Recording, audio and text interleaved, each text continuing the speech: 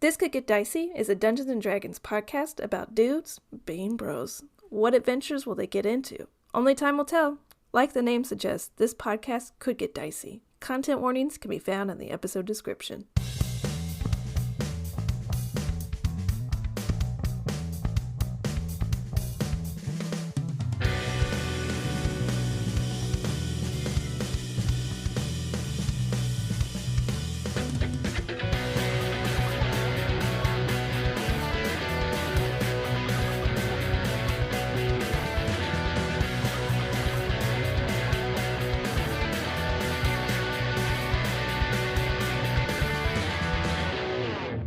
Hello, and welcome to This Could Get Dicey, a D&D podcast where a group of buds get to unwind from their 9 to 5 and step into the world of Drew Gala. My name is Destiny Nieto, I play Lü'mis Bjorn, and before things get a little too dicey, I'd just like to say it's a beautiful day to not cook dinner and go get takeout. Fucking crank it. Always Let's a go. great Turn day. it up. crank it. Where'd you go? Let's go. We gotta guess. Oh, Yeah, let's go around the table and guess. China Cabos. Palace. P. Terry's. No, all What incorrect. did you say, Kenny? Okay. Ooh. Wait, well, yeah, China what did you Palace? say? Do you guys know? Oh. China China Palace on Airport. Yeah. Shout out. The goats. I got fly right. Oh. Okay. What's your opinion? They're a corporation. It's, Fuck them. it's very close, so it's convenient. 4 stars. It is quite. It is very quite close. close. Yeah, if it was closer, I'd eat there. These are glowing reviews. I often feel like it's always every time I had Fly Right when I used to live right next to Fly Right, and it was very close. It's always kind of doing too much. They'd be like doing too much on the phone. That's my. I'm like. I agree. I feel like you I go agree. there and it's like, can I just get a chicken patty with some slaw? Yeah, you can. Pickles. It's called the I know. standard.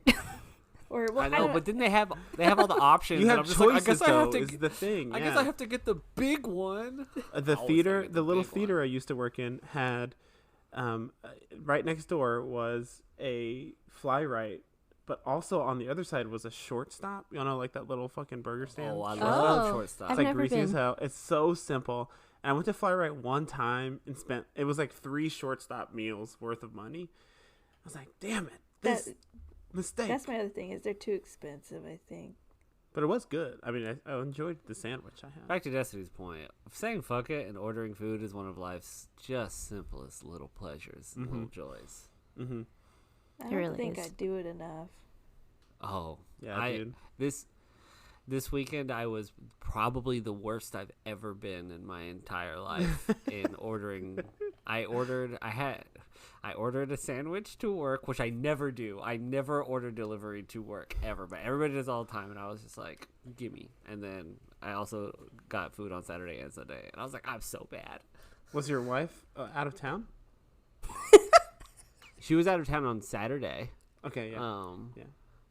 But then she came back into town on Sunday, and I was just like, you want to keep the streak going? That's good, though, because she was probably traveling. She's probably in the mood to, like, have a simple, easy meal.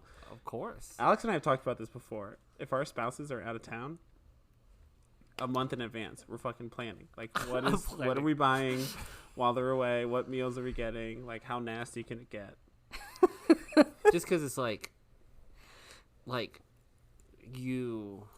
there is foods that you love that another person might not love that you might not get to eat that very often. So it's just like, this is my moment to like eat that one food that like I get a lot from like Rory Gilmore when Lorelai left Rory Gilmore alone. Rory was like, I can finally get the Indian food that my mother hates. And as a kid I was like, that's so smart. Super smart. And then she would cry, and everybody would feel bad for her. And she would just victimize herself over and over again. It's almost that time of year. It's almost fall. Yeah, David and I have actually never seen Gilmore Girls, and we're just talking about how let's go. we're probably gonna go Crank it. down Get that. it going. Crank it. Turn it up. Can't wait to hear I about need to this finish. journey. I need to finish Dragon Ball Z Super first, and then That's a good that's probably the transition. yeah. It'll be a great. Duh. It's about Just like the what time you life all went shifted. through when you were growing up. Literally. And by the time you finish Dragon Ball Super, it'll probably be fall. Oh, yo, no, we're going to finish pretty quickly.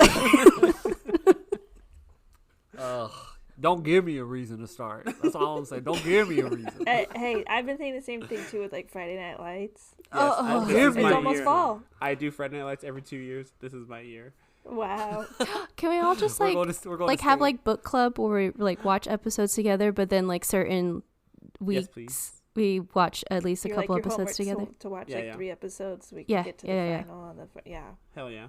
All right, we'll take it off stream, y'all. Yes. Take it Patreon offline. exclusive if you want to join our Friday Night Light Club. Our Discord where we only watch Friday Night Lights and Gilmore Girls. We don't talk about the pod. Hi, my name is Alex Villarreal. I play Ellis Vendove, and it's a beautiful day to make a really good sauce / dressing, but it's kind of the same thing. Ooh, getting saucy. Kind of on a salad kick, a little salad kick right now, based on last episode and this episode. This was a continuation. Wow. I will say I made a chicken salad today, which is not the same thing as just a regular salad.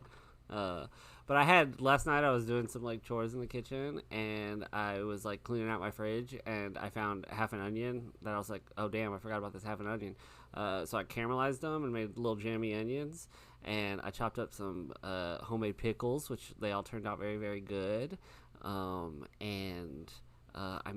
had some leftover vinaigrette from the previous said salads. Added a little mayonnaise, mixed it all together, and mixed some like oven roasted chicken in there, and made a tasty little chicken salad. I love sauce. That Man, sounds I love so good. sauce. That doesn't read sauce to me. I'm sorry to have this conversation here and now.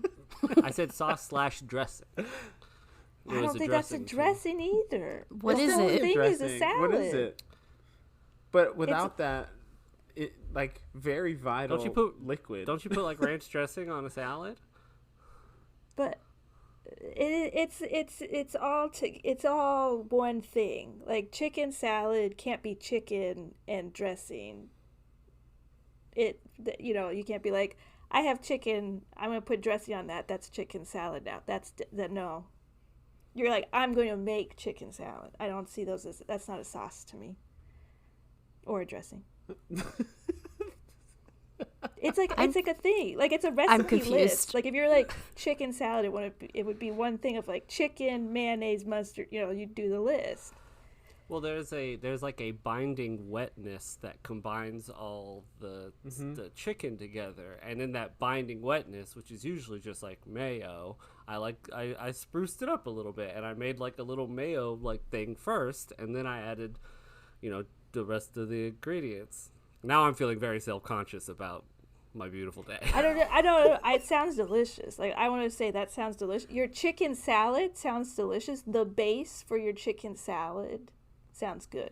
You're saying it's That's not what I'm dressing, going to call it. though. Is a base. I don't call it. I Well, want to call it dressing. I would have called it a dressing. I also could have made that exact same thing and then put it in a bowl and then made some fries and then dipped the fries in that and eaten it. That's a sauce. It was a sauce. But it's like okay. Let's think about a salad. Okay, you make a bowl of a salad. It has peppers, lettuce, all the things. But like in a mayonnaise based salad, it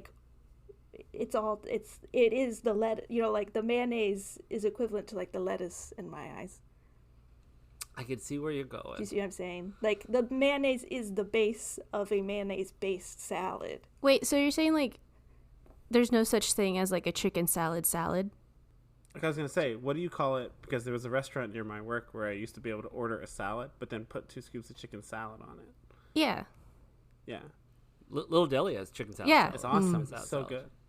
I don't know. Then I feel like the chicken salad becomes just like an added ingredient.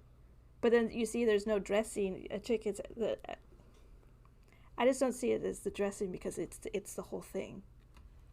Well, because without it, okay. How about we think about it this way real quick? Okay, a traditional salad: lettuce, tomatoes, onions, peppers, in a bowl. Yes. Okay. Chicken in a bowl. Yes. Would you call the bowl of like vegetables without dressing still a salad? Yeah, because some people eat salad without a dressing. Would you call chicken in a bowl salad without a dressing?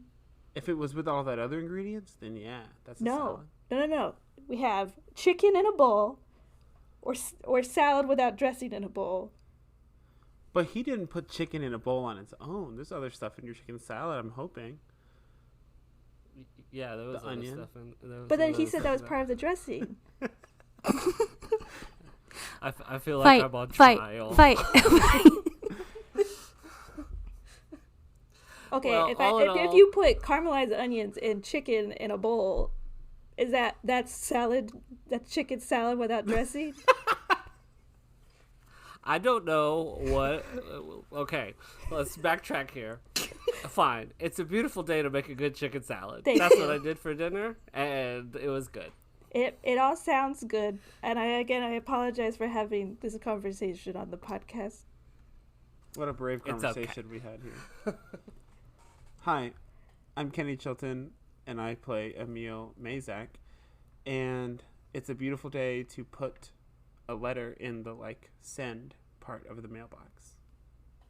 You know, where you, slip it into the mailbox. Well, which part is the letter, though? Is it the paper in the envelope, or is there two? I'm just kidding. It's funny.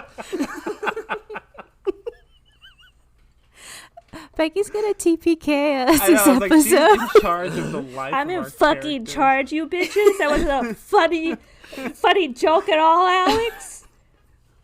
Let us know, everybody, if it's dressing. If you just put mayonnaise on chicken, is that dressing? I'm gonna stop breaking food-based things. No more food. Anyway, how was your letter, Kitty? It was for a Patreon subscriber. So enjoy. Enjoy it, I guess. I included some little goodies in there. One of the things I do with my D&D characters, I write little poems from their perspective. So I sent a bunch of little poems that I've written from Emil's perspective and other characters' perspective to this guy who subscribes to our Patreon, and a letter that was just like, hey, thanks. That's very nice. Hell yeah. I thought that was very self-fulfilling. It was really good. And the feeling of putting something in a mailbox and there's no read receipts on it. It's just gone. You don't even know if it'll get there or not. With the way the USB has to set up. Just blind trust. Blind trust. I used to send letters all the time. Have any of you ever received a letter from me? No, but can you start? Yes, I think we did, but not in the mail, Kenny. I think No. I used to just hand them to people. Yeah, we back used in to the do day. that. Okay. I'm sure you have Destiny, but yeah, I can start. If anyone else out there wants a letter, subscribe to our Patreon. It's the only way. I love getting mail. Me too. I get so many other people's mail. Do you ever open it? It's a felony. Don't say yes. Okay. I don't. Hello, my name is Becky Schmader, and it's a beautiful day to cheer on the U.S. women's national soccer team. Hell yeah. Hell yeah. They did win, yes. Yes, now it's long since passed since this has occurred, but they did win the gold medal match at the Olympics. It was so exciting. Who's that goalkeeper? What's her name? Naher? I should know her name, but she killed it. Amazing saves, especially in the 90th plus minute. The one-hand save. The one-hand save over the goal was really exciting. I've learned, so I went to a watch party, and I learned that I need to learn a lot more about soccer if I'm to keep going to these watch parties, because these people were talking strategy to me, and I was like, I know a person that you can talk to. Yes, I know that. Yes, I think we all know a person. I will talk to them. But they were this one person leaned over to me, and they're just like, "Wow, do you see how many they're really chipping the ball up on defense? Brazil is really keeping the ball upwards because we're really short on defense." I'm just like, Yep. You're right. They are doing. I'm like, tell oh, No, you just need to Looked get like really normal good soccer at to just me. head nods and know a few terms to then be like, oh yeah, Becky knows what's going on. yeah. It's great, so you don't really have to learn it. Because in general, I know offsides. I know what a foul is. But strategy wise, I'm I don't know. I don't know about that. Back when my dad used to care a lot about... Well, my dad was from England, so he cares a lot about soccer. Not that all people from England care about soccer. he was an Englishman who happened to care a lot about soccer. Whenever he was really into a game, to like fit in with him and his buds, I would like just pace. I would like pace back and forth and be like, look like I'm fucking stressed. That's the other thing. A lot of people get real stressed in sporting events. I don't think that's me. It's like, aren't they just happy to be there? You're not a true soccer fan? Not yet. Not yet. Once you start caring, then it's gonna get bad for you. You're gonna get toxic. I think I started caring about college football right at the end of the college football season, and then. So now it's time to crank it. 19 days. I'm so excited. Warm myself back up into it. Becky, welcome to the wide world of sports fandom. Well, let's just say Alex at the beginning of this was like, I bet we're going to have a nice short, or like I daydreamed about having a nice short It's a Beautiful Day segment, and boy, was he wrong. And I mean, this is kind of shorter one. compared to some of them. I have it at 16 minutes, which We're is arguably one of our longer ones. Yeah. We went 20 that one time. Right, this is about the average right now, 16. Anyways, apologies for getting heated about mayonnaise-based salads. Are y'all ready to play Dungeons and Dragons? Woo woo! Yes. Okay, thank you. Sorry. Last we left off, our adventurers went to the library in Mistfall to see what other information they could dig up now with new knowledge that they came to the library with. They learned quite a bit more, and a picture began to come together. Before the Era of the Lost was the Era of the Goddesses, a fruitful time in Drugala that perhaps caused some of the malevolent gods to become antsy. You learned of 3 accounts during this time that painted a picture of godly devotion, arcane learning, and striving for acceptance. Putting the pieces together, you believe that Denthalia Cathorn was one of the accounts, the wizard who was striving for Arpotinia, the god of knowledge and arcane, to witness her as a devout follower. With much new information in hand, you all tried to put the pieces together and decided that going to Therinhill would probably be the best next move. You all went to settle in for the night, Lü'mis deciding to go to the woods to meditate on all that was learned, and Emil sneaking after him, while Helena and Ellis stayed at the Squirrel's Folly. While meditating, Lü'mis was able to delve into their memories, finding that through all the darkness, at the end of it, was Denthalia Cathorn, who closed the coffin on him long ago. Coming to, you found a blade pressed to your back, and the familiar voice of Rya claiming you knew too much. Natasha Vellamwood is with her as well here in the woods. Knife to your back, Lü'mis, we find you and secretly Emil in a bit of trouble. Rya and Natasha will have a surprise round on both of you, or on you, whoever's here in the woods, and we will now roll initiative as we get to it. Oh, shit. Okay. Oh, including Ellis and Helena. Could I make the ask that I just be at like the bottom of initiative? Okay, that works. 17. Dirty 20. Okay, Rya and Natasha have a surprise round on both of you since you did not hear them approach. So Rya will be up first here and is going to plunge her swords into your back, Lü'mis, or attempt to do so. That first one is a 22 to hit. Mm-hmm. And the next one is a 15 to hit. That one does not hit.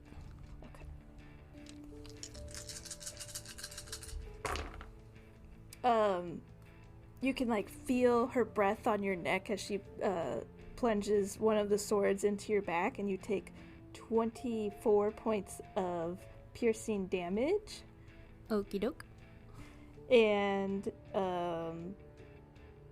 that is her turn. Yeah, she just has both her swords kind of like at your back still. But that is it for her.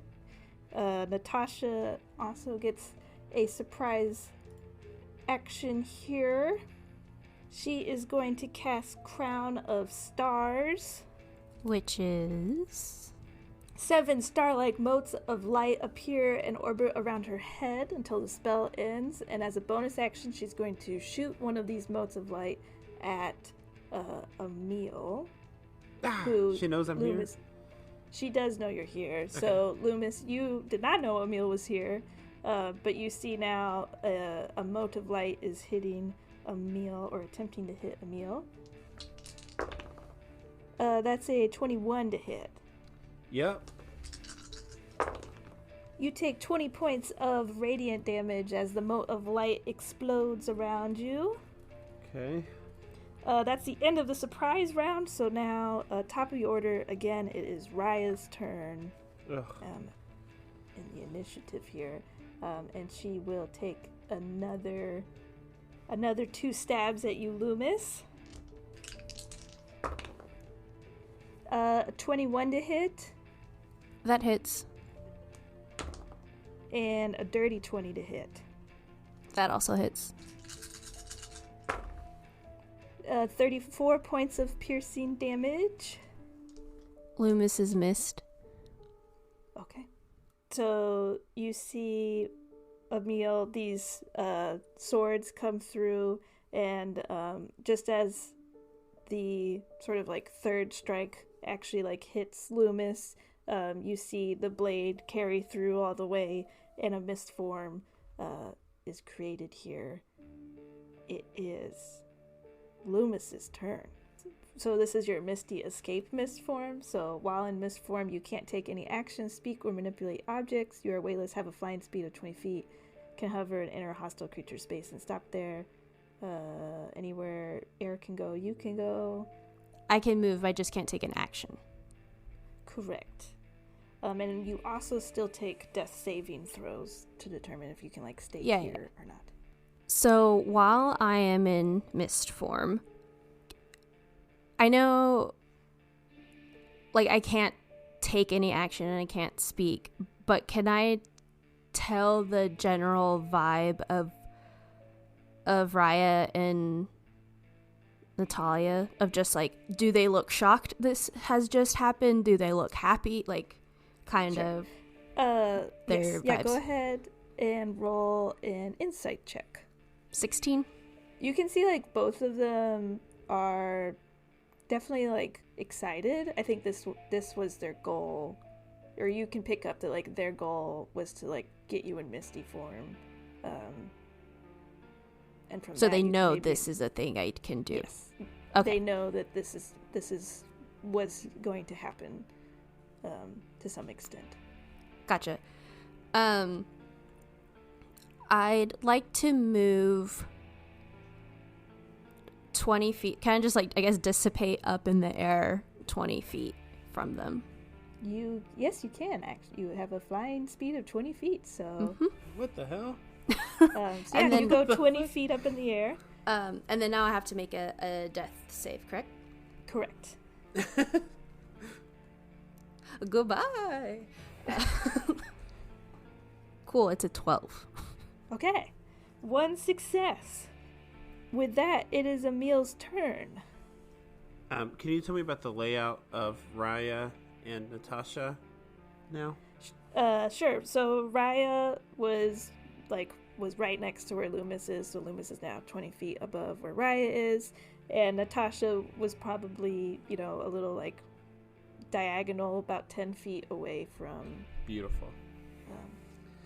First, I will scream into the sending stone and just say, "Help! We're in danger. Rya and Natasha are here. We're in the woods. You know the spot.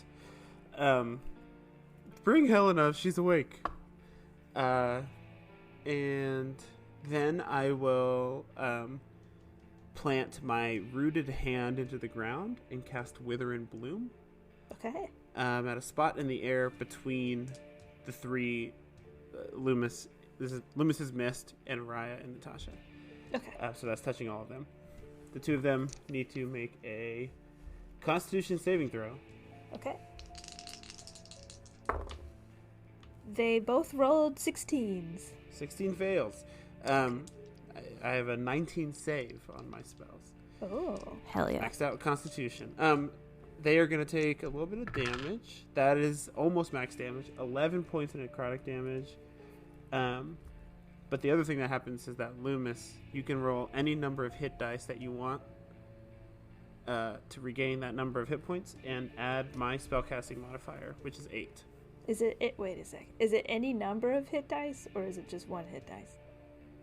can spend and roll one of its unspent hit dice. You're right. One. So Cool. 1 hit die plus 8. Thank you. Plus 8. Okay. Sweet. So I got 11 back. All right, sweet. Technically you were 20 feet up in the air. But Right we'll above, say, not right above Rya. but we'll say, since you also, like, the mist form is also levitation, that you just kind of float right back. What if I just like body slam Rya? If that's what you want to do, you also take fall damage. No, I don't. But I'll do that.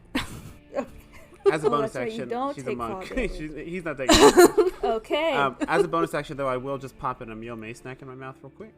Of course. And do Okay, so then roll, because you're falling 10 feet, it's 1d6 per feet falling, so roll 2d6, and that'll be the damage that you would do to Rya. Okay. 2d6. I forgot about monks. You. Monk shit. Come on. That's going to be 9 9 points of damage. Of damage? Okay. And she's going to make a save to see if she is knocked prone or not. We'll just call it a DC 14 Dex to dodge out of the way. That's a 22. So she does dodge out of the way, so she's not prone, but now you two are next to each other. Cool. You elbow her down to the ground. From the top rope. On the top rope comes Lü'mis, elbowing Rya like right in the shoulder, but she's able to kind of like turn and face you again after taking a nice elbow to the shoulder. Lü'mis, I need you to stay up. Don't leave me alone out here with them, please. What are you even doing out here? Just watching you. And you couldn't see them? Sorry. Natasha kind of looks at this whole thing happening and says like, oh, I thought this was going to be a little too easy. Okay. And she's going to send another mote of Crown of Stars at you, Emil. F. That's a 16 to hit? Just hit. Just hits. Okay. You take 24 points of radiant damage. Oof. Okay. That's her bonus action to send out a mote of light, so she's going to cast Eldritch Blast at you. Does she have to make a concentration check by chance on the motes from taking damage? She does not. Okay. They just exist. She's going to send 3 Eldritch Blasts at you, Lü'mis. And they're all gonna miss.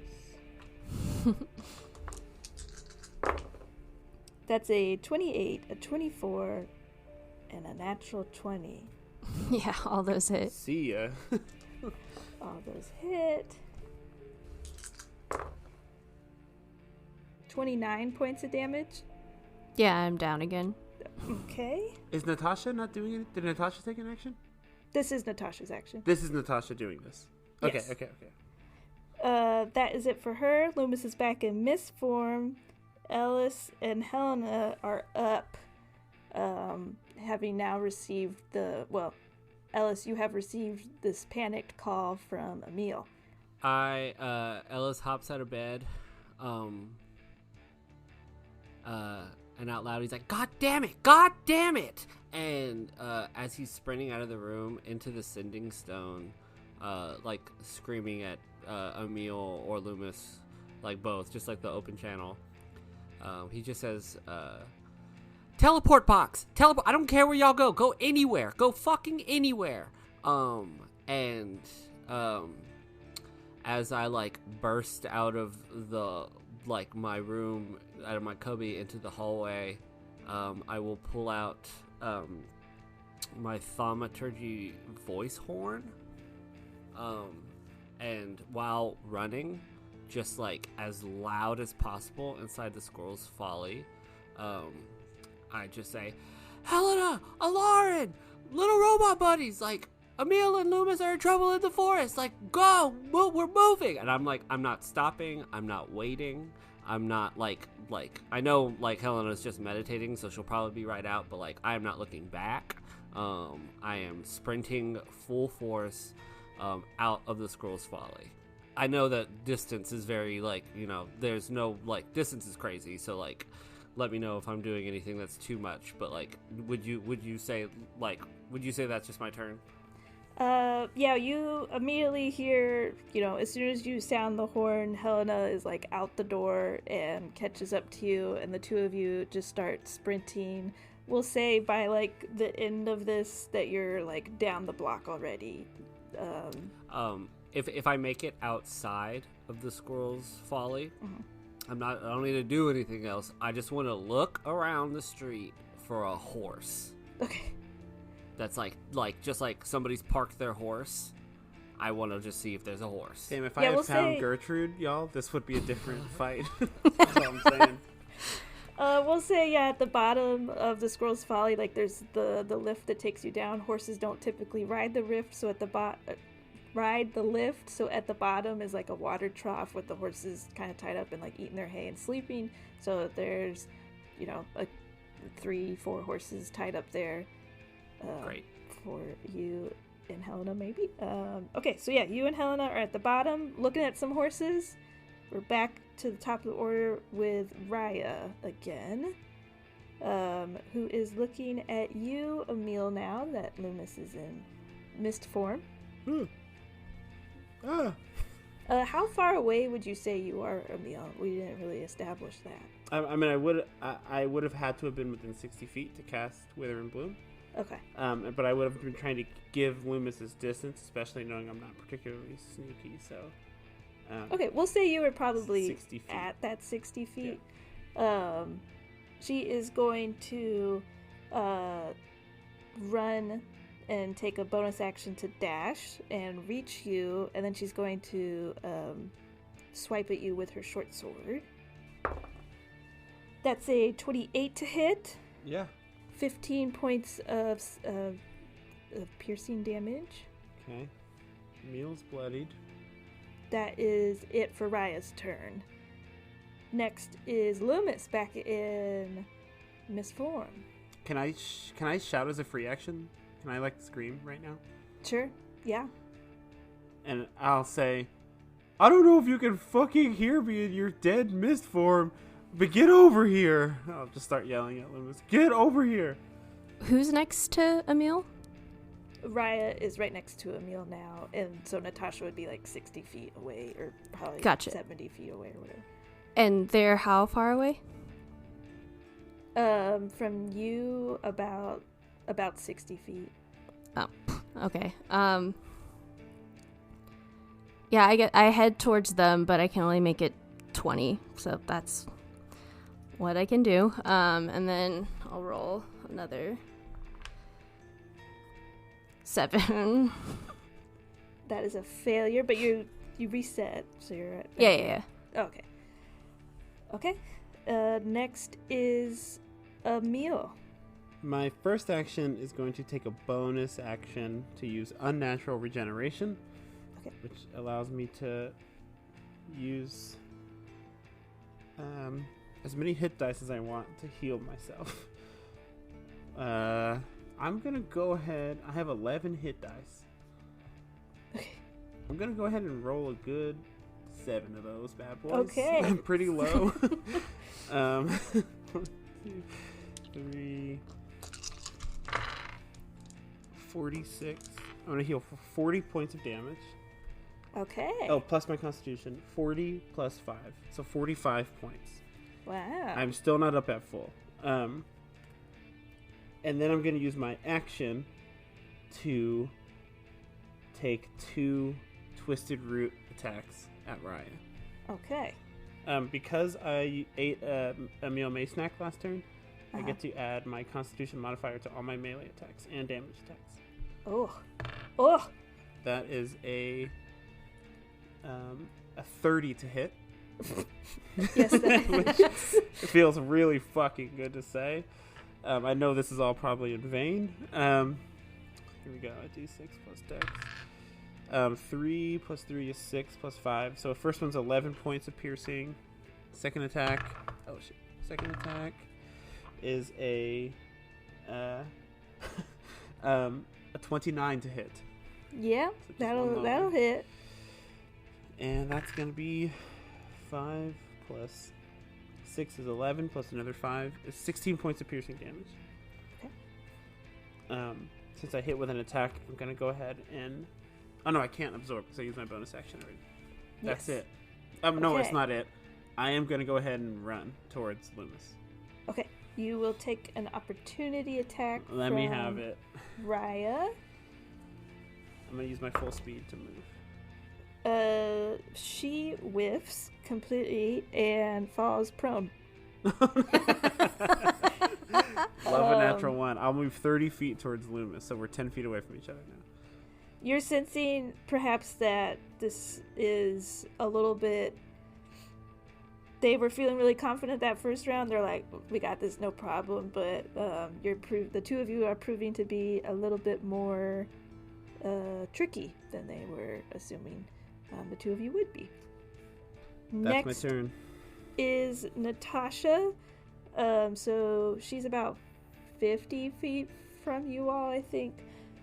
Something like that. So she can't really move to you all. So she's going to send another Crown of Stars mote at you, Emil. Okay. That's a 25 to hit. Yeah. These fucking stars hurt. They do. Done 20 and 25 damage, I think, are the two things they've done. Okay, I didn't roll as well on this one. You take 13 points of radiant damage. Hey, it hurts all the same. She's also going It's not to good. try and hit you with 3 Eldritch Blast beams. 28, 25, and yes. 22. Yes. Okay, one of those is also going to be, I forgot the term, but one of them is a blast in which your speed is reduced by 10 feet until the end of your next turn. Okay, got it. Well, let's see if that even matters. How much damage is it? Sure. My speed may be 0 on my next one. 34 points of damage as a boom, boom, boom. 3 blasts hit you as you're kind of moving towards the mist form of Lü'mis. All right. Still up. Okay. I'm doing not good, but not awful. Right. You did heal for 40, so that basically took all that away. Yeah. Next is Ellis and Helena. As I get to the horses, I look at Helena and I say, "Do you have anything that can move us faster? That can teleport? I anything at all." I'm saying this as I'm unhooking a horse and I'm doing a quick pet just to be like, "Hi, what's up? I'm Ellis." Right. Yeah. And she's running down and joining you as well to do that. She just when I get there, I can try and get there a little faster, but I have nothing for the both of us to move faster. Hearing that response, not in a rude way, it's just that's not an answer. So I am getting on this horse and I am yawing it down the fucking street as hard as I can. She's right there with you. I have a number in my head of how many turns this is going to take you to get there. If you want to take a point of exhaustion, we'll say you can move faster, and it'll count as 2 rounds of you moving. Sure. Yeah. Okay. Whatever it takes. And as I take off running into the Sending Stone, having not heard from them for another round, I say, "Talk to me. I'm not don't go silent." As I'm hustling down the road. Lü'mis is down. I can't get to him. I'm almost there. You take a point of exhaustion, Ellis, as you and Helena take off down the street. So you have disadvantage on ability checks. And so does Helena. She is also taking this point of exhaustion with you. Back to Rya, who is going to move towards you, Emil, and going to take 2 slashes with her short sword. Okay. First one is a 15 to hit. No. Dirty 20 to hit. Yes. Okay. The second one is her bonus action hit, so it does a lot less damage. You take 5 points of damage as she kind of gets up from prone, chasing after you, slashes maybe a little too desperately with the first hit. The second one, she manages to slice at your calf as she catches up with you, and that is her turn. Next is Lü'mis. So now Rya is like right next 10, 20 feet away from me. 10. Yes. Hear me out. Can I, in mist form, go into her mouth and try to choke her? It's just my movement. And it does if air can pass through a space, and you can also enter a hostile creature's space and stop there. I don't know if you can suffocate her. That seems a little much, but you gotta ask. You gotta ask. Asking is often rewarded in this campaign. What do you think this roll would be? I don't know. It's gotta be Rya's, right? Like, this fucking ghost dusty mist is just flying in her mouth. I don't like.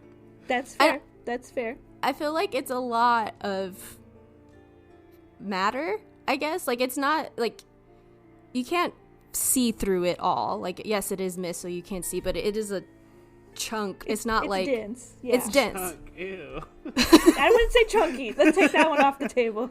Not chunky. It's a dense fog. Okay.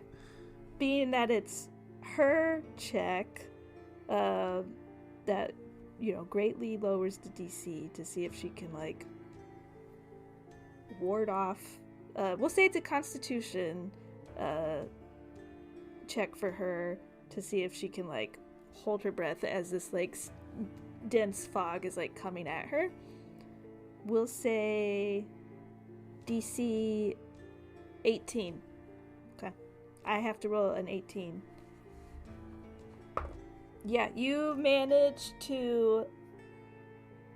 You don't enter into her lungs, but you create a dense fog, like, around her, as you're kind of, like, condensing your mist form as much as possible, and she will have a disadvantage on things that require her voice, so, like, any spell that would require a voice, a vocal component. She will also be temporarily blinded, at least to the end of her next turn. Gotta ask. You gotta ask. I love that. Roll that death saving throw. Don't roll a 1. 15. 15. Okay, 1 success, 1 failure. Next is Emil. Fucking 2 twisted roots right up the gut. She's blinded, right? So I have advantage on the attacks. You do. Okay. You said gut, right? I said gut. Yeah. Okay. Did you think I said butt? Right up the butt. I do that too. I don't care. We in all her orifices.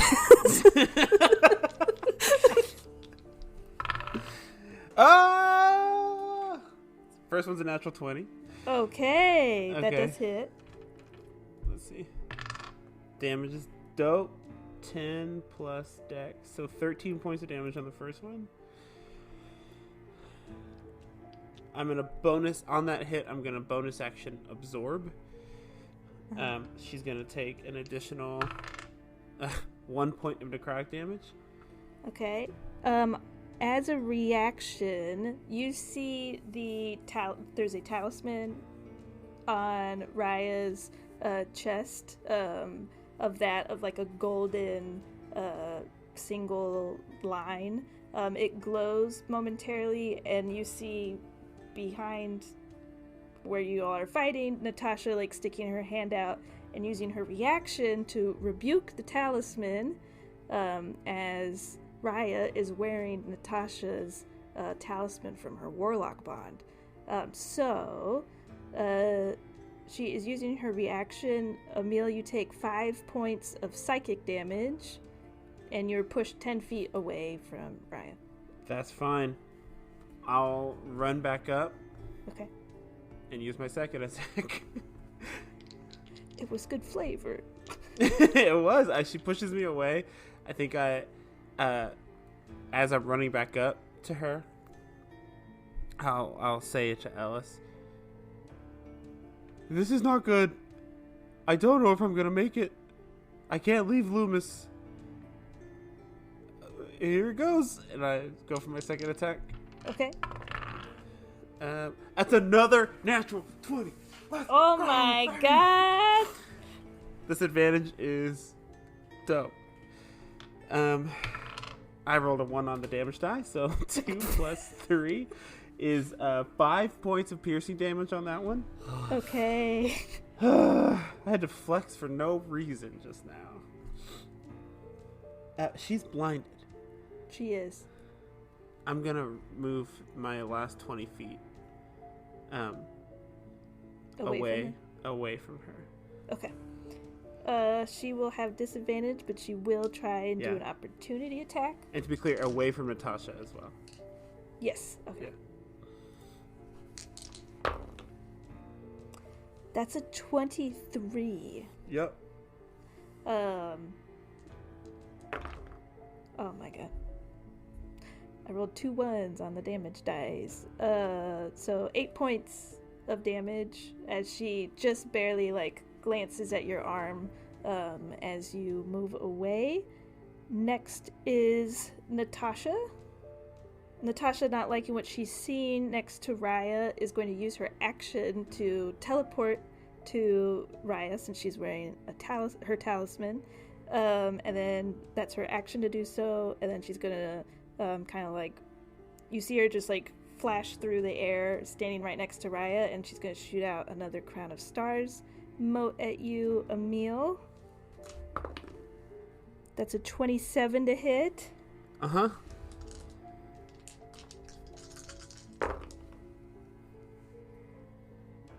$13 points of damage.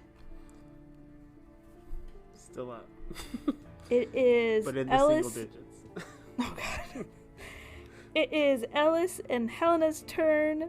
Do you all take a point of exhaustion to get there even faster? Or to get there faster? Yeah. Okay. In doing so,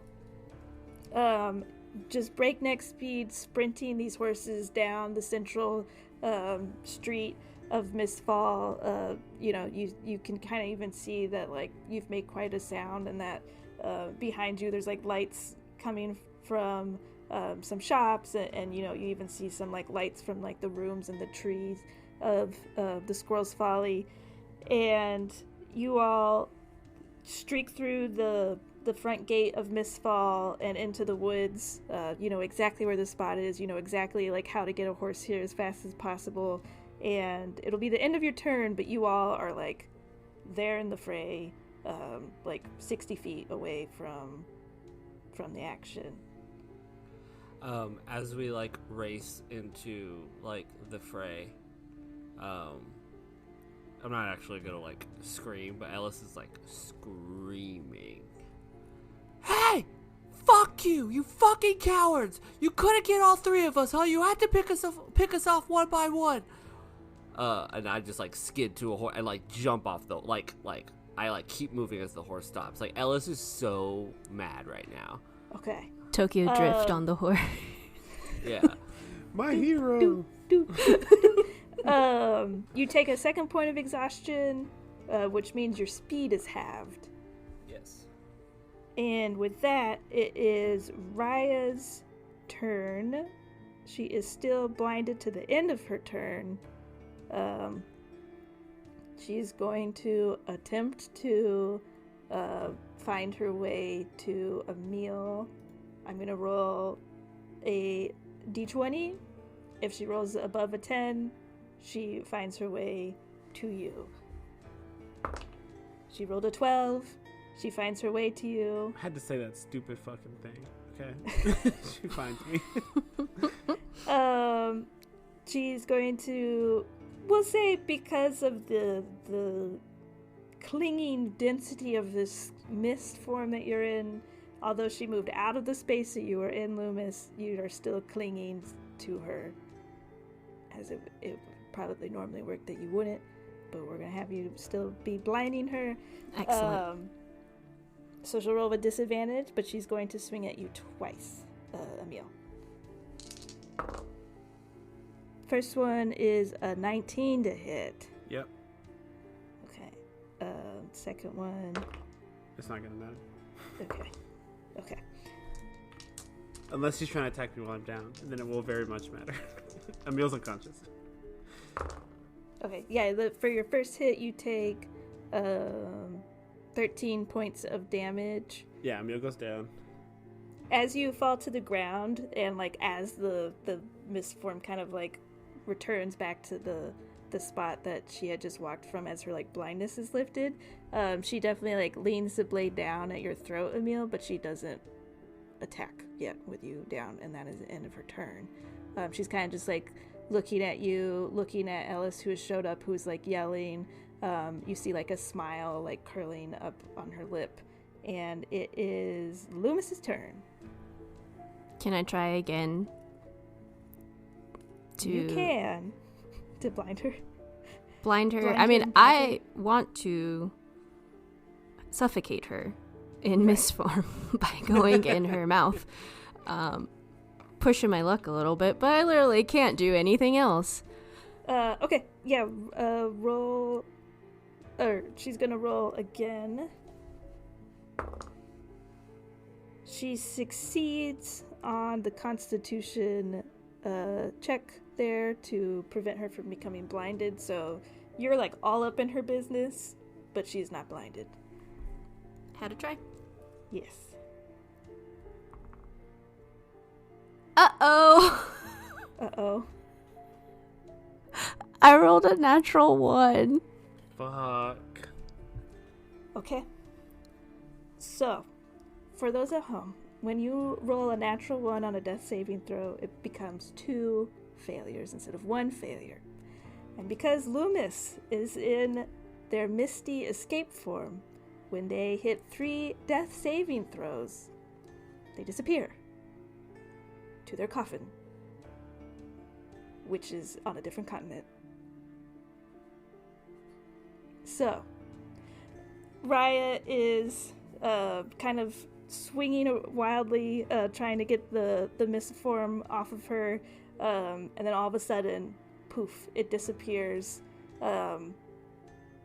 And Ellis, you see Rya and Natasha kind of like look at each other and smile to each other.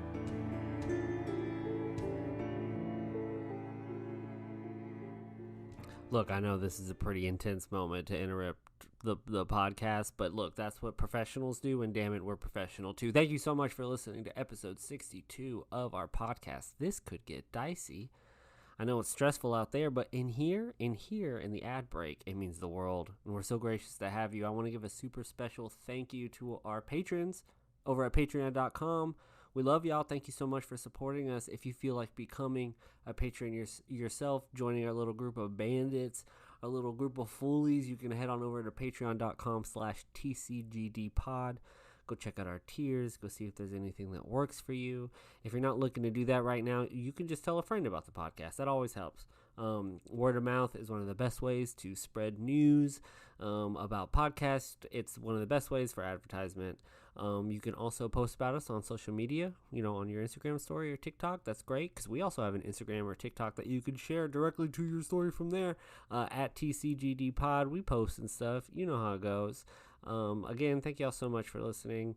It means the world. Let's get back into this extra long episode with a lot of extra fun stuff happening. Hold on to your seats.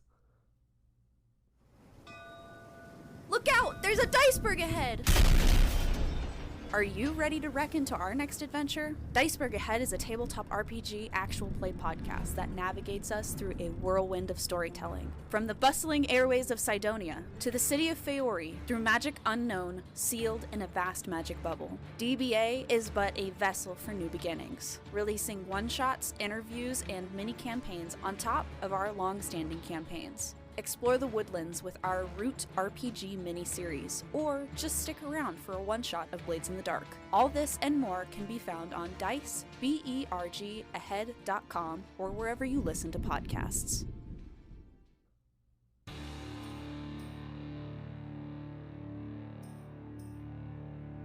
And with that, it is Emil's turn. All right. I move my dead corpse into Rya's mouth. I rolled a 3. Okay, that is one failure. The next I think that's all I'll do this time. Okay. It is now Natasha's turn. She kind of looks at you, Ellis, and starts walking like a little slowly towards where you and Helena are, who are still like 60 feet away from her. She speaks out to Rya. Rya, dear, I think we've done enough damage here today. I think we've done exactly what we needed to do. And I think it's time for us to leave. And she's going to point towards you and Helena, Ellis, and she's going to like swing her arms around as a cloud of swirling colors weaves its way through the air into a 30-foot cube surrounding you and Helena, and you need to make a wisdom saving throw against hypnotic pattern. You also get +5 to saving throws due to Helena's aura of protection. Would that have applied to my death saving throw? She wasn't. You have to be within We're 10 60 feet away. of Yeah, Helena. it's a paladin thing. It wouldn't have mattered because I rolled a 3. Okay. Which again Okay. is really low. I will use a luck point. Okay. That was a 5. I'm not messing around. That is much better. That is a 16 plus nothing. 16. Is that plus the 5? No, sorry. This is a wisdom saving throw? Yes. I forgot. That is a 16 plus 4. 20 plus 5. 25. Okay. Very good. It's good.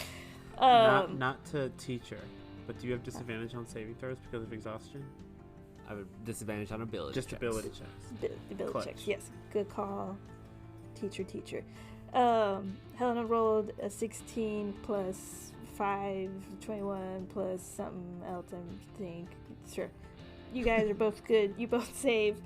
I think you and Helena coming in have like this resoluteness to you of like something happened here against both of y'all's wishes, and you will not be swayed from like doing something here today. So while these swirling colors kind of come towards you all, you like wave them away as the moonlight shines down on the two of you cinematically. It's beautiful. That was her action. Her bonus action is she's going to send out a Crown of Stars mote to you, Ellis. That's a 12 to hit. I like Goku, like just like move my head as it like goes by me. It splatters against a tree, and you see also that she has 2 more motes swirling around her head. And that is the end of her turn. It is now Ellis and Helena's turn. How is Rya and Natasha looking? I know Rya's taken some hits. Natasha's looking relatively untouched, but you also can tell that she's like a pure spellcaster. Just so, like, she is wearing cloth. You know, she's not wearing leather or metal or any kind of armor like that. Rya is not bloodied, but is looking like banged up, has had to ward off fogs, and has been, stabbed a good few times. I think Helena will speak up. Ellis, go and get Emil out of here. I will do what I can against these two, but get Emil out of here. I look at Helena and I said, "Oh, we're getting him out of here. We got to go through them first." And obviously half speed movement. I will just walk. Like, I'm tired, obviously. Like, I'm not just saying this to look cool, but I will walk 15 feet, like, beeline straight towards them. As a bonus action, just a reminder, I always get this wrong. I want a bonus action cast Healing Word. Okay. And then I would like to use my cantrip as my action Eldritch Blast. Yes, that works. I will bonus action cast Healing Word on Emil at 4th level. Great roll. All 3s. That's 12 plus 8. 20 points of healing. Thank fucking Noxus. As I sit up. As Emil says that, I say, "Good point, Emil. A Torum's not here yet, but Noxus is." And I will send 2 Eldritch Blasts at Rya. Okay. Sick.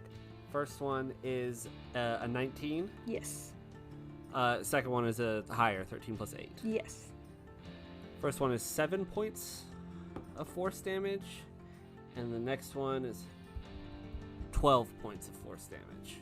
Is that you adding your agonizing blast to it? Yes, Okay. that is total. Just making sure. That was action and bonus action and movement. That's my turn. Oh, I don't know if I made the right choice. Oof.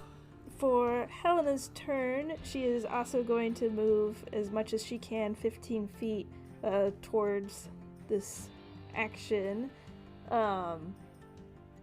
And she is going to send a moonbeam down onto Rya. Yes. I was hoping it'd be on Natasha so we could see if she's a shapeshifter or some shit.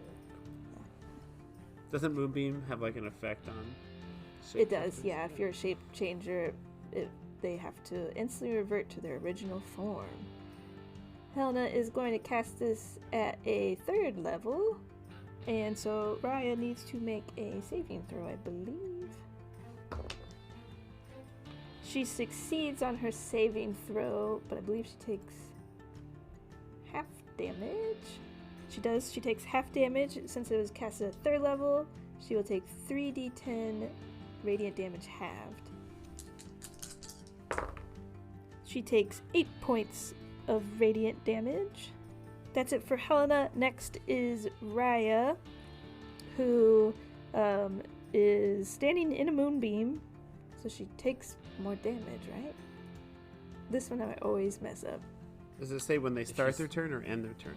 When a creature enters the spell's area for the first time on a turn or starts its turn there. Yeah. So the moonbeam hit them, and then their turn started, so they started their turn within the moonbeam. Okay.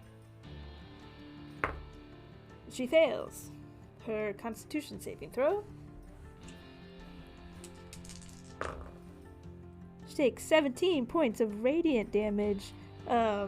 You see her she was like bending over Emil, and as Emil kind of comes to, this beam has now come down on her, singeing her skin a good bit. She looks over at Natasha, and Rya is looking very bloodied at this point. She's going to step kind of out of the moonbeam and around, but stay next to Emil. And she's going to slice at you. That's a 19 to hit. Mm-hmm. 17 points of damage. Okay. Rya is going to Misty Step away 30 feet from all of this. So away from Ellis, away from Helena, all of 30 feet away. So she's about 30 feet away. Natasha's about 45 feet away from Helena and Ellis. That is Rya's turn. Lü'mis? You said 30 feet? Yes, she's about 30 feet away now from... She moved 30 feet away, so she's about 30 feet away from Emil. Natasha. And Natasha. And then Natasha and Emil are about like 45 feet away from the two of you. Lü'mis, while you are in your coffin, you are unconscious and must just kind of wait. You are in a state of... I'm paralyzed until I gain 1 HP back. It's a race. Who can get there first? Revive Lü'mis. It is now Emil's turn. I look at Ellis. and I pull 2 objects from my pockets. One is a greater healing potion, and one is the teleportation box. And I say, "Are we staying here?" And I hold the potion up. "Or are we going?" And I hold the box up. Is Natasha... So Natasha teleported right next to Rya, and Rya was right next to Emil. Mm-hmm. At one point, Natasha had teleported to Rya, and then Rya moved away. Yeah. But, like, as of right now, Natasha and Emil are right next to each other. They're about, like, 20 feet away from each other. Oh. Okay. Because Natasha and Rya were next to each other, then Rya moved to get next to Emil, and then Emil went down, and then Rya left this whole situation. Responding to you, I think you kind of see, like, Ellis's voice gets a little, like, harsher and, like, darker. And Ellis just, like, calls back out to you, and he's just like, "I just fucking got here." Hell yeah. And I, like, don't take my eyes off Natasha. I am, like, locked in. Okay. Bonus action, greater healing potion. Okay. It's 11. It's only 15 points back on a greater healing potion. It's not great. Fuck. Okay. I am going to use the charger feat that I have to dash after Rya. Okay. When I take the dash action, I can end it with an attack that will have +5 to the damage. So I'm going to end with a melee attack with my Twisted Root. I don't know if it's going to hit. Actually, that's pretty good. 19 to hit. That does hit. Okay. Twisted Root. 6 + 6 is 12, + 5 is 17 points of piercing damage. Still up. I say, "We're not done yet. I owe you 2 now. I owe you 2. You tell him, Emil. And I stand there wavering with my 18 measly hit points. Okay. Next is Natasha. She is going to bonus action send a crown of stars at you, Emil. That'll do it. How many of those does she have left? She has 2, so this is one of 2 left. Okay. That is only a 12 to hit. Oh, thank God. It bounces off of my armored suit that I had made here in the great city of Mistfall, I think. Yeah, it bounces, it like glances off and, bursts into a bunch of little sparks. Natasha still kind of eyes, not on you, Emil, but she's like looking at Rya with concern. She's going to look at you, Emil, and send out 3 more Eldritch Blasts at you. Yes. Maybe just roll the first one first and see what happens. A 29 to hit. Yeah. Okay. Do I need to roll damage? I have 18 left, so probably. Oh, okay. She does 20 points of damage to you as that first one downs you. Then she turns to you, Ellis and Helena, and she goes, "You're right, we're not done here, are we?" And then she shoots the other 2 at you, Ellis. First one's a 23 to hit. Silvery Barbs, first level, as I hold up my hand. You still gotta work for your god's love. Mine's right here. Who knows if it's gonna hit or not. And it turns into a 15 to hit. Yeah, I was hoping I was going to miss because I was real sick. And the second hit was a 19 to hit. That hits. Damn. That was a dope line, though. That was dope. That was really that was good. real good. And Silvery Barbs doesn't help if you have an armor class of 13. Why am I wearing this suit? I give it to you. The first one is 18 points of damage. Second one is 30 points of damage. Oof. I'm Next, bloody for sure. okay. Next is Ellis and Helena. By my calculations, Rya is 75 feet away. That sounds about right, yes. Fabulous. Hex is a bonus action with a 90-foot distance. I will hex Rya, Okay, giving her disadvantage on strength checks. okay. And then I will send 2 Eldritch Blasts at her, which has a range of 120 feet. Okay. So the first one will be... I'm going to go ahead and... That was a 9. I don't know if that'll hit. I'm going to use a luck point. I'm hitting. I'm trying to hit. That'll be a 16 plus 8 for the first one. That hits. And a natural 17 for the second one. That hits Plus as 8. well. Should I split up force and necrotic damage at all? No, you do not have to. Great. First one was 7 points of damage total.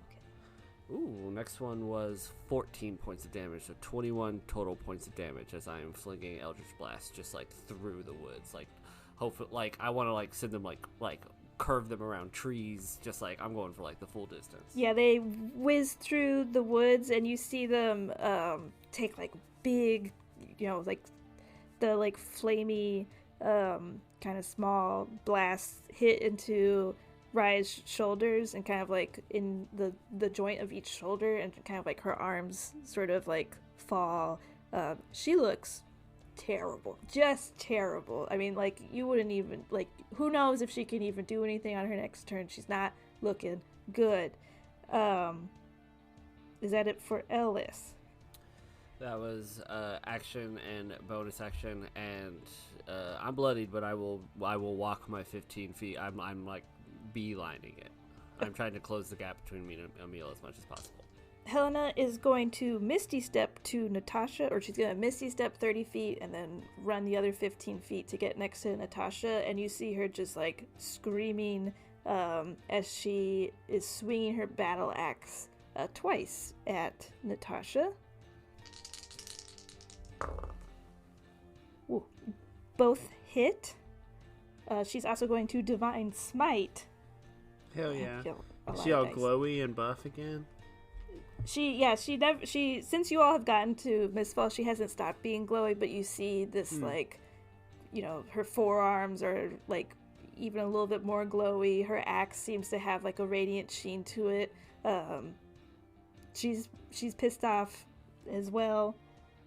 That's a lie. She's going to do this at an even higher level, because why not? She's going to do a 3rd level Divine Smite with this first attack. She does 32 points to Natasha as like this glowing battle axe just absolutely like cleaves into Natasha. Damn, let's go. On her second one, it'll be 3d8.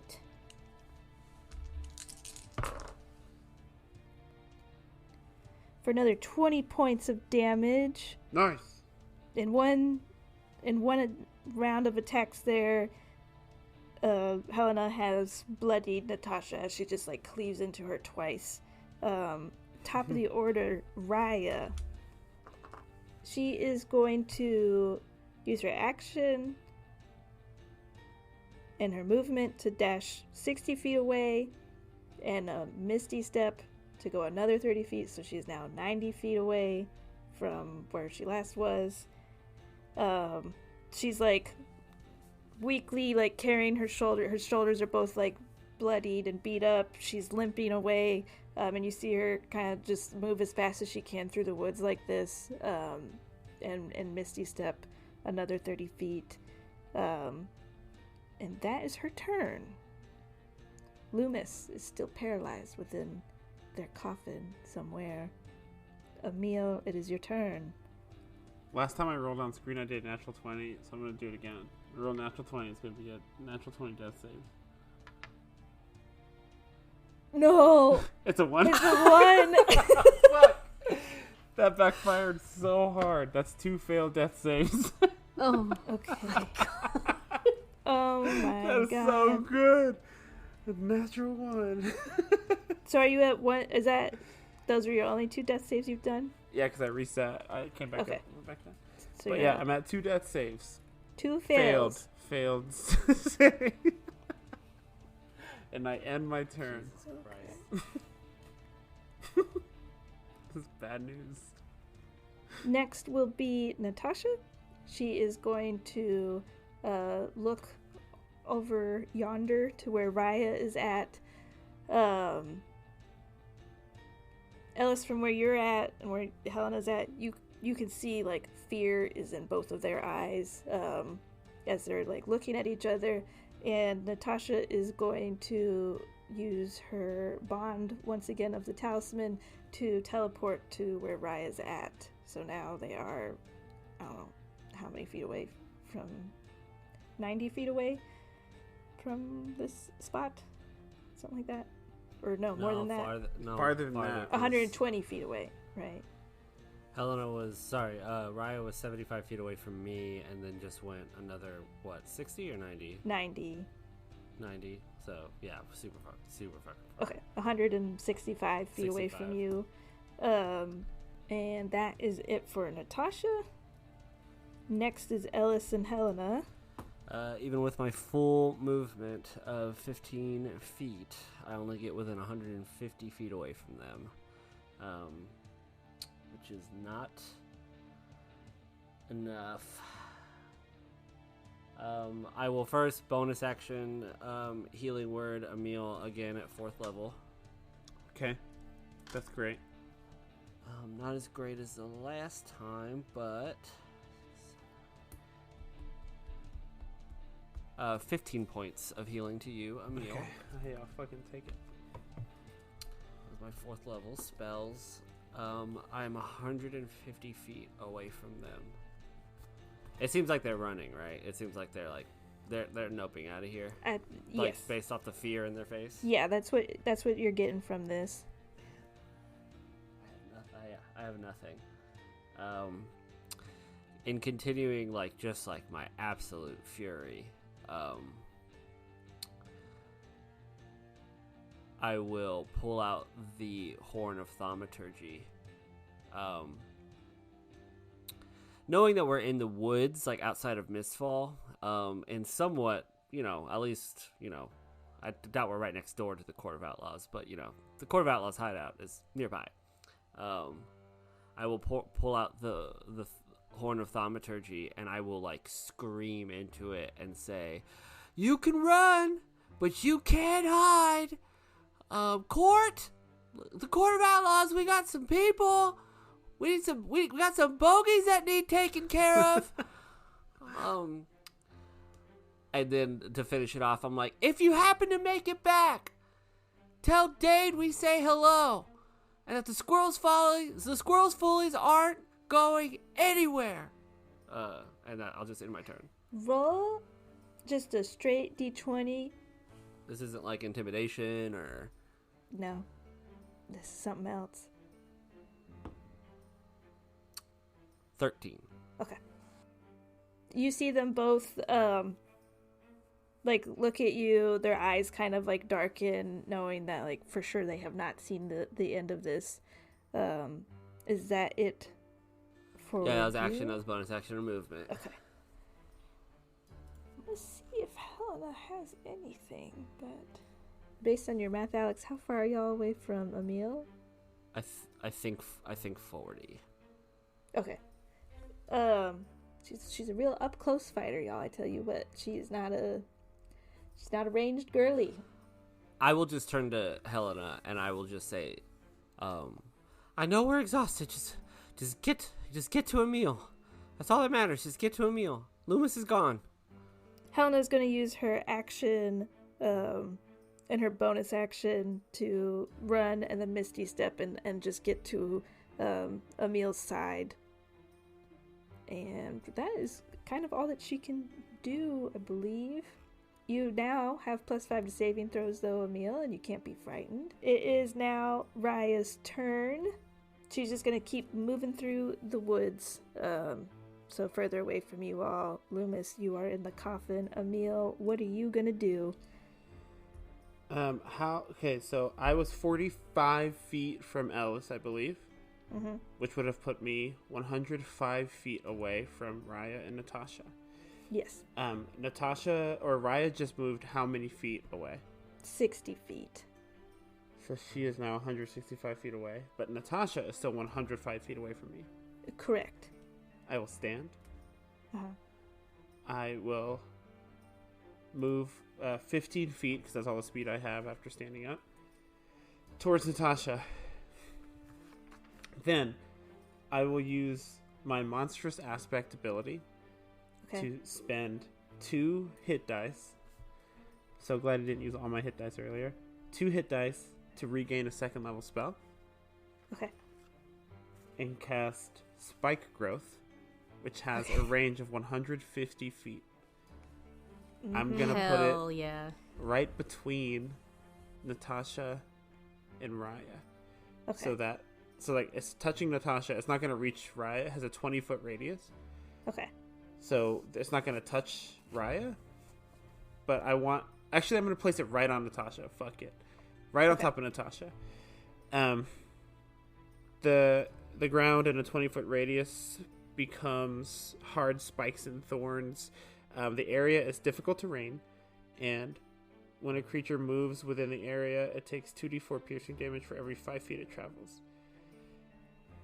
I understand she might just teleport out of it, but gotta do something. Yeah, Emil gets up and is pretty mad, and as he's getting up off the ground, just sends these thorns shooting up through the ground. Oh wait, actually, as I'm talking about this, Natasha or Rya was 165 feet away. So if I move 15 feet, she's 150 feet away from me exactly. Correct. I'm casting it on Rya instead. All right. Okay. Correct. Yeah. Correct. Yes. I cast it directly on Rya, so 20 feet in radius from Rya where she's standing. It's just all hard spikes and thorns.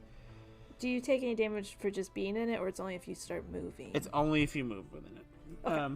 Yeah, it's 2d4 for every 5 feet, and the ground is difficult terrain. As a bonus action, I will eat an Emil May snack. Okay. And I will also just leave my shirt open and say, "Help yourself," to Helena. Okay. It's Natasha's turn. Seeing you do this, she can understand what you're trying to do, and she kind of turns and smiles and looks at you, Emil. So you don't want to be done. Okay. And she's gonna shoot her last Crown of Stars mote at you.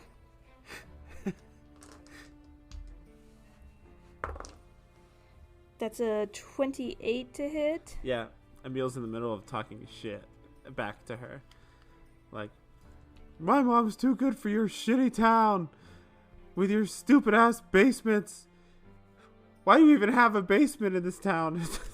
There's no hurricanes. As you're doing that, she doesn't even let the as the moat is just touching you, she's going to instead create a fist and pull downwards. And you are going to be hurled through hell. Oh, this is one of my favorite moves in all of Dungeons and Dragons. It is such a cool move. I'm so glad I get to be a part of it. What happens? When you hit a creature with an attack, you can use this feature to transport the target through the lower planes to the heart of Drugala, one might say here. At the end of your next turn, the target returns to the space it previously occupied, or the nearest unoccupied space. If the target is not a fiend, it takes 10d10 psychic damage. So right now you are gone from this plane of existence, or from the ground here, as you are kind of being whooshed through the earth, ground passing by you, darkness, until you feel like you're face to face with the inky black lichen matter, as you feel like you're staring face to face with the amalgamation of what a Torum is at this moment, and you're absolutely stricken with fear. And that is Natasha's turn. Next is Ellis and Helena. I will move 15 feet towards Natasha, so I'm 90 feet away from her now. How is Natasha looking? She is bloodied. Great. Not going to change anything up. My Hex dropped on Rya when she moved far away from me, so I will cast Hex again as a bonus action on Natasha and do 2 more Eldritch Blasts. Okay.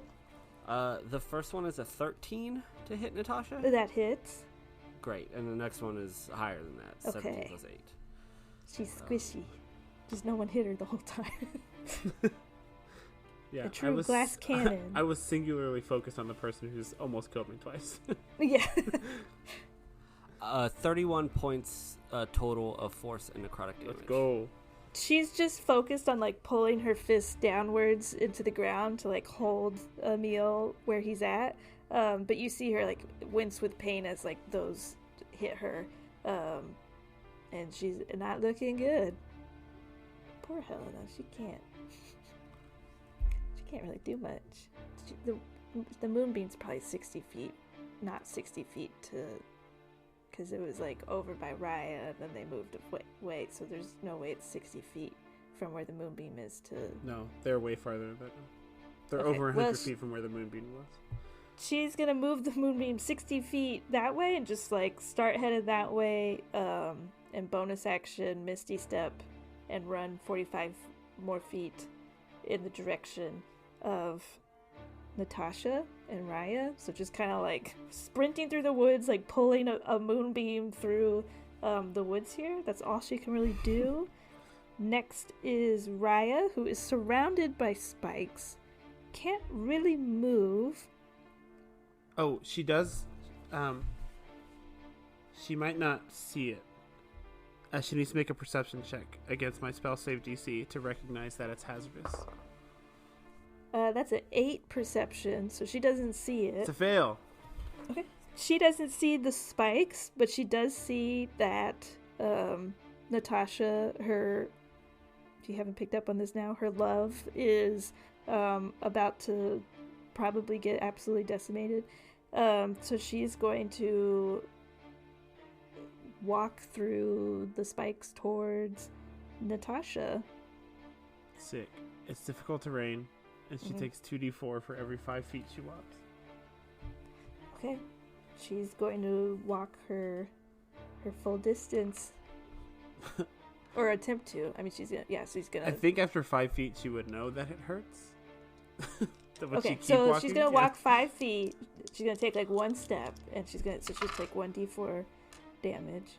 2d4, but it's only 4 points of damage. Emil, how do you want to do this? Shut the fuck up. She had 2 HP left. Oh my god. I think that serendipitously, as she steps, a branch of this like new formed bramble breaks and kind of like a rake in a cartoon, like comes up, and the spike like goes right into her ribs where she last stabbed me, leaving me almost bleeding to death. Excellent. Rya falls to the ground in this swarm of spikes. You have defeated Rya. Natasha is still standing. Lü'mis is in a coffin. Emil, it's your turn. Am I back? Oh, no, Natasha brought me to the hells, right? Oh, that's right. Yes, you're still in the hells. I'm like face to face with the black lichen, you said? Yeah, with like this black amalgamation of like black lichen and something that you can't even like perceive really. And I'll just like say or think. I know I don't get like an action here, I guess is what that means. But I will just say, like, you see this face? Don't forget it. Because I'm gonna be fucking back here. And you're done the next time you see me. It is now Natasha's turn. Seeing Rya fall over Natasha, you see like a wave of like more defeat kind of pass over her as like perhaps she's done everything she can, but it's just not enough. She's going to send 3 Eldritch Blasts at you, Ellis. That's a 25. Silvery barbs again as I just like scream. I'm like, come on! Okay, that's 26 instead. Great. And 23 and a 12. It's 2 hit. Okay. Don't you get to give advantage with silvery barbs to yourself? Oh, yeah. I will give. No, I will give. Yeah, I forgot to do that, but I will give advantage to Helena. 18 points of damage. Great. Still up. And it is the end of her turn, so you come back from the hells from which you came, Emil, taking 10d10 psychic damage. Let's roll it up, baby. Let's see if I auto-die. You take 52 points of psychic damage. Okay.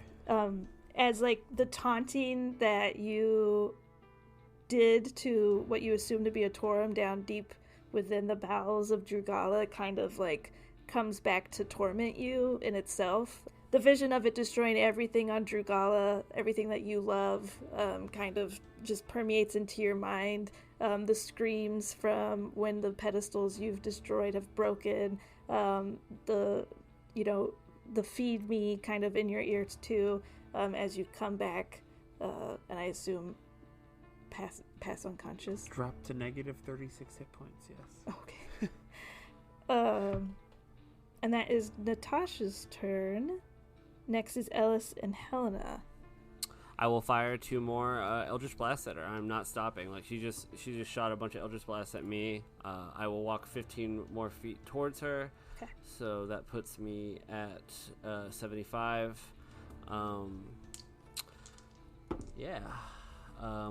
One hits. One is a 7 plus 8 for. It's 15 to hit. Yeah. 15. Does a 13 hit? Mm-hmm. Yes. Okay, so both hit. That was a 6 and a 5. 34 points of force and necrotic damage on Natasha. What does this look like as you kill Natasha? I think whatever, like, her Eldritch Blasts, like, look like, I imagine they're, like, probably, like, I don't know. What do her Eldritch Blasts look like? I imagine hers are like these black, kind of cloudy flames, with like a single golden strand like through the middle of them. As they're like hitting me, I think like in the spots that they're hitting me, like feathers are like kind of like buffing the blow, and I just like, in both hands, at the same time, just like send 2 Eldritch Blasts as they just kind of figurate through the forest. And continuing with the way I like to kill people, I want them to just slam into her face and like blow off her head. Okay. Yeah. You, she kind of had a moment there as she was like shooting the Eldritch Blast at you, and as Emil returns and she saw that like he came back unconscious and having like, she knows in her head that he saw what she knows exists deep down there, she kind of has this slight grin, but then as she like turns to look back at you, Ellis, these 2 Eldritch Blasts come right at her face and just absolutely like decimate her head. Her head is blown off. You are out of combat. Lü'mis is gone somewhere. Emil unconscious. It is just you and Helena with this, and it is like 3 a.m, and we will end there tonight. Oh my god. Destiny, it's been so nice having you on the podcast. Yeah, it was a great run, guys. It was a good 60-plus episode. Really Thank you so good. much for having me. Crazy. This got dicey. Oh my god, I haven't breathed this whole episode. My heart rate on my watch, woof. I for real got a notification. It was like, hey, your heart rate's too high. Yeah, for real, guys. It was a good run. I guess this is it for me and Lü'mis. No, I'm just kidding. Unless you can find This Could Get Dicey on all the things like Instagram and TikTok and Threads at TCGD Pod. And be sure to see what happens to everyone on the next episode coming out September 18th.